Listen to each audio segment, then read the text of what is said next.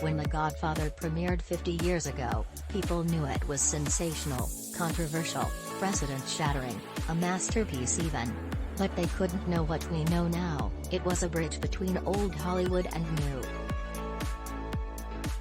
The film industry had been struggling all through the 1960s, a rough decade for big-screen entertainment as color television siphoned off much of what was left of the movie-going audience.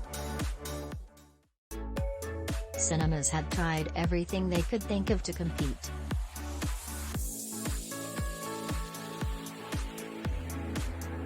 They'd widened screens, adopted stereophonic sound, even experimented with 3D glasses, but American moviegoing, having peaked in the 1930s, had dropped precipitously with the advent of home viewing. Film attendance reached its nadir in 1971, which until the pandemic, had the lowest ticket sales on record, according to the Motion Picture Association of America. Grand old movie palaces were being torn down to make way for parking lots.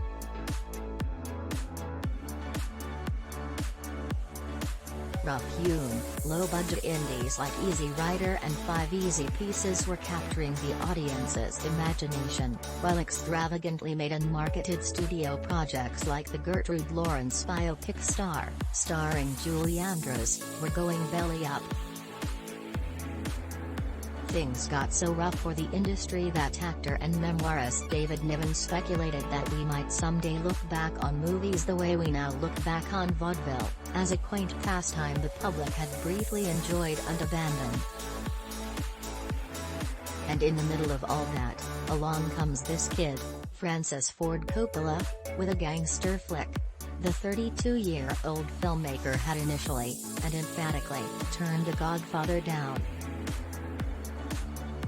Had just co-founded American Zoetrope with George Lucas, specifically hoping to steer clear of big Hollywood projects after his recent experience directing the Fred Astaire / Petula Clark musical Finian's Rainbow.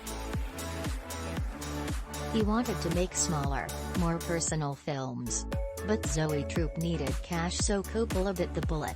Producer Robert Evans thought it was important that the film be directed by someone of Italian descent, so he was pushing hard.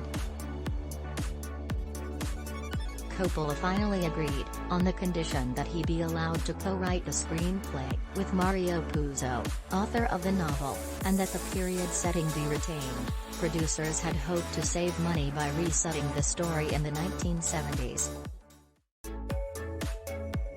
He immediately alarmed studio execs by insisting on casting Marlon Brando, who at 47 was thought by many in the industry to be both difficult, and past his prime.